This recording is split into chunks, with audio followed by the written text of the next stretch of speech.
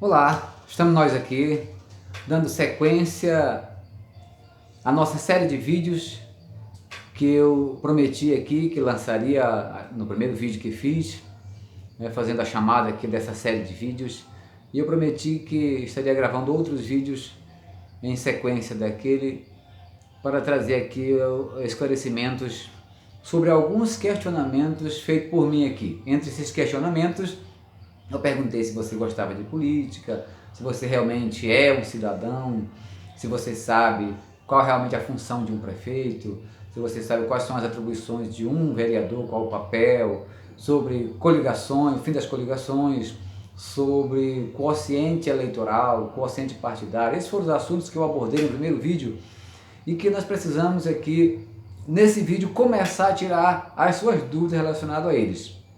Então, primeiro eu quero falar aqui exatamente um pouquinho sobre a política e também um pouco mais sobre a questão da cidadania. Então veja só, política é um termo muito abrangente, alguns dizem que não gosta de política, outros adoram, é o meu caso, eu gosto de política.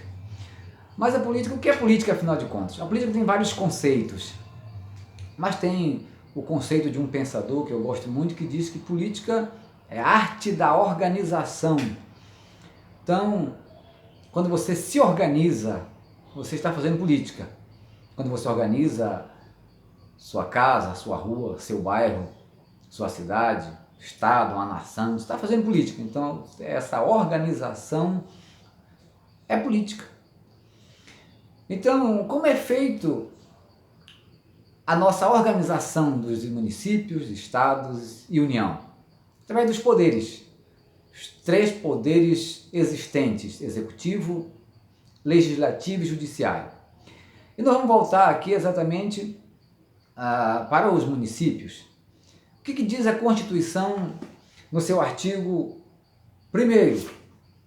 Estou aqui, nós estamos aqui com a Constituição, gostaria de ler aqui no artigo 1º, a Constituição, no seu parágrafo único, diz assim: todo poder emana do povo, que o exerce por meio de seus representantes eleitos ou diretamente nos termos desta Constituição. Então veja só, nós somos o chamado poder constituinte, o poder soberano que constitui todo o poder e que repassa esse poder para os nossos representantes. Fazemos isso de maneira democrática ou nos termos da Constituição, como diz aqui. Como é que acontece isso? Nós não podemos nos representar pessoalmente na Câmara de Vereadores, na Câmara dos Deputados, no Congresso de um modo geral. Então o que você faz? O que eu e você fazemos? Nós elegemos uma pessoa para nos representar. Mas o que eu quero que você esteja atento é o seguinte: em quem você vai votar para lhe representar? Essa representação ela é feita de maneira direta, através do voto democrático. Então veja só, como deve ser feita a sua escolha?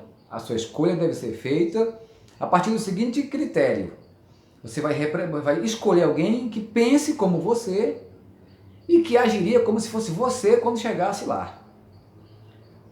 Você vai votar em um deputado, num vereador, um senador, em algum político, e essa pessoa precisa pensar como você. Porque imagine você pensar de uma forma e votar em outro que pensa totalmente diferente. Então essa pessoa não vai lhe representar. Então o que temos que fazer é eleger alguém que nos represente, que pense como nós. Então, antes de você votar, avalie o seu candidato. Observe se o seu candidato pensa como você, ou se é totalmente diferente.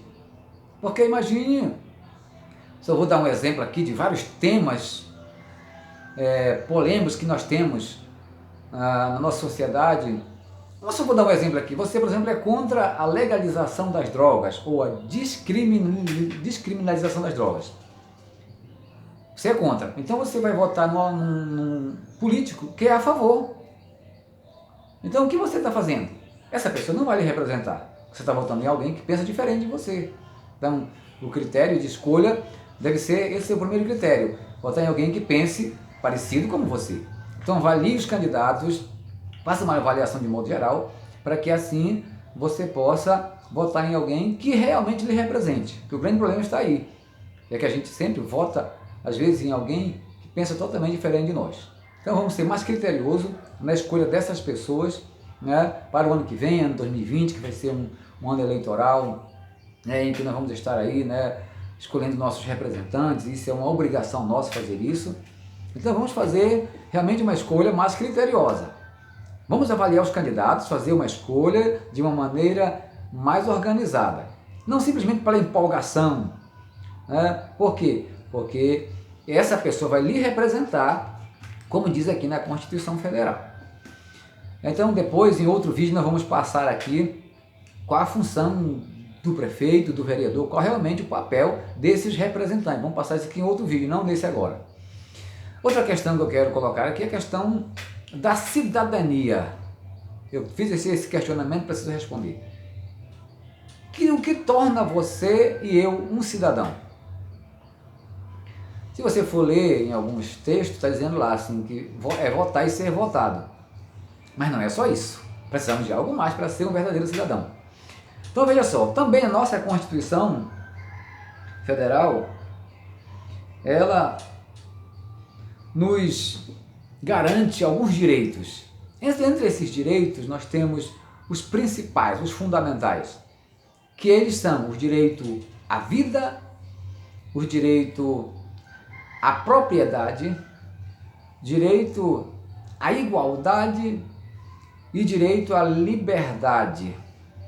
Além desse, nós temos os direitos sociais. Então, para nós sermos um cidadão, nós precisamos ter esses direitos garantidos. E quem vai nos garantir esses direitos?